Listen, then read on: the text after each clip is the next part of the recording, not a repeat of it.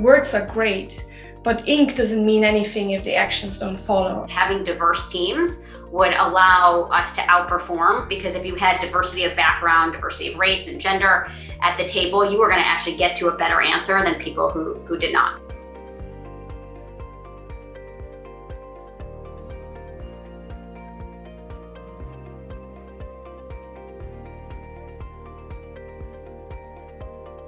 One thing I find really inspiring about our work is that we're giving everyone everywhere access to jobs, and it's really the American dream gone global. Women are the ones in conflict zones that are the most exposed. And my message to them is, don't give up. Put yourself together, create that community, because every woman has a community around her. She is never alone. And even if you think you're alone, you're not.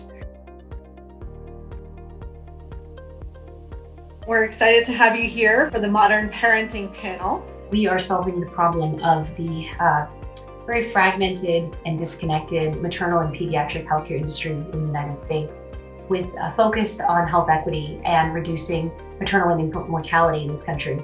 And I think that's actually a big pain point for working parents, right? Is trying to juggle a child's relationship with their friends and family in an offline, online world. How do you keep them safe? How do you keep them engaged?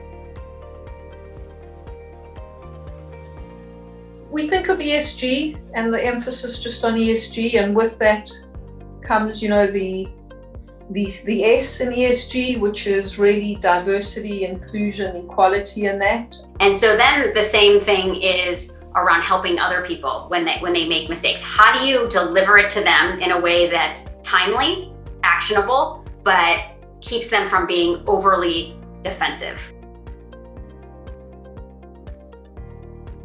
So environmental, social, and governance principles, so-called ESG factors, are not new concepts. They include a broad variety of issues that are both tangible and intangible. I really do think that the regulatory and social environment is having the biggest impact, driving the GPs, and the threat of potential regulation and SEC action, because it's hard to get good allocations and funds. We see this cacophony in the field of interest, but the real magic is, how do you actually find specific performance indicators of business excellence where there's a clear financial correlation? I'm really proud and honored to be here with all of you tonight to celebrate Wine O'Clock, which is just such a great event after smashing day. I'm truly looking forward to what the year ahead of us has to bring, and continuing the great work of the Women of Leadership Committee around the advancement of women in M&A.